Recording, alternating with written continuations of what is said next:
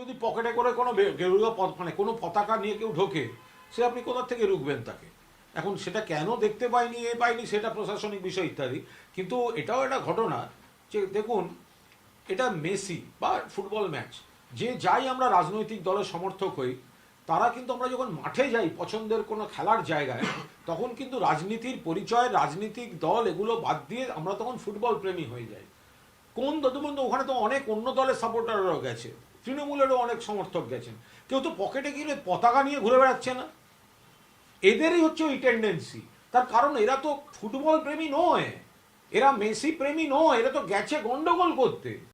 মারাদোনাকে আনার পর ওখানে এত বিশৃঙ্খলা হয়, প্রথমে ইয়েতে যুব ভারতী ক্রীড়াঙ্গনে, তারপর ইন্দিরা ভবনে, জ্যোতি বসুর বাড়িতে, এবং এমনভাবে সুভাষ চক্রবর্তী মারাদোনাকে উত্তক্ত করেছিলেন যে তারপর মোহনবাগান মাঠে গাড়ি থেকে নামছিল না দিয়েগো মারাদোনা, বলেছিল ওই সাদা টুপি পরা লোকটা থাকলে আমি নামবো না। এই সিপিএ মামলা করতে গেছে।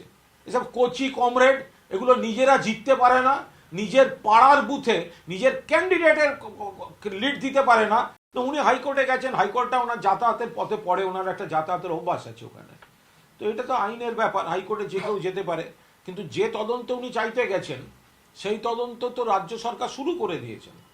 রাজ্য সরকার একদিকে পুলিশ করছে, অ্যারেস্ট হচ্ছে, তলব হচ্ছে, অন্যদিকে অবসরপ্রাপ্ত বিচারপতি শ্রদ্ধেয় অসীম কুমার রায়ের নেতৃত্বে মমতা বন্দ্যোপাধ্যায় কমিটি করে দিয়েছেন।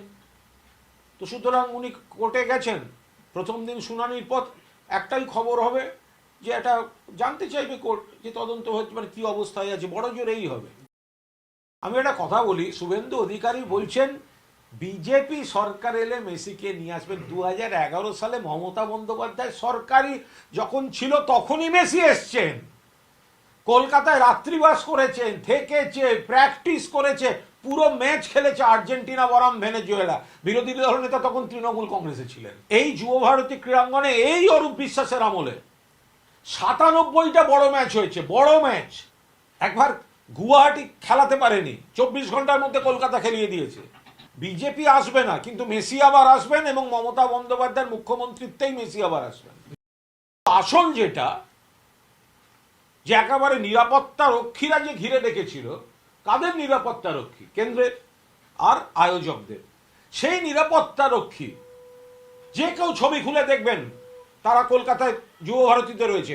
সেই বেষ্টনীটা কোথায় গেল বাকি 3টে রাজ্যে? সেই জন্য তো এখানে দর্শকরা স্মুথ দেখতে পেলেন। তুলনা করে দেখবেন কেন কলকাতায় বাড়তি লোক দিয়ে মেসিকে ঘিরে দর্শকদের বঞ্চিত করা হয়েছে, কার মস্তিষ্ক প্রসূত? এটা কি একটা প্ল্যান? সিন 1 ঘিরে ফেলো,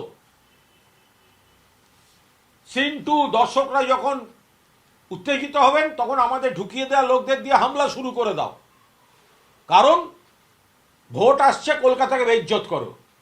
বেসরকারি যে সংস্থা ইভেন্ট করেছে তাদের উপর কলকাতাকে বেইজ্জত করার জন্য কোনো চাপ সৃষ্টি হয়েছে কিনা সেটাও তদন্তে আসা উচিত। মহাত্মা গান্ধীর নাম সরে যাচ্ছে, গ্রামীণ উন্নয়ন কর্মসংস্থানের প্রজেক্ট থেকে সেখানে রামজি বলে একটা শব্দ ঢুকছে। কোন রাম? যদি ভগবান রামও হন, তাকে সবাই শ্রদ্ধা করব নিজের নিজের জায়গায়, কিন্তু মহাত্মা গান্ধীর নাম সরিয়ে, নাম কেটে, নাম বাদ দিয়ে মহাত্মা গান্ধীকে অপমান করে রামের নাম আনতে হবে, এটা কোন দেশি সরকারি নীতি? এটা শুধুমাত্র একটি ব্যক্তির নাম বাদ দেওয়া নয়। মহাত্মা গান্ধী কোনো ব্যক্তি নন, মহাত্মা গান্ধী জাতির জনক।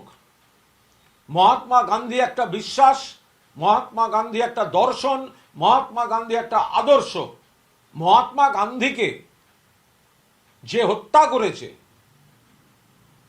তার পূজারী এরা, সেইটা সরকারি প্রকল্পের উপর চাপাচ্ছে এখন তৃণমূল কংগ্রেস।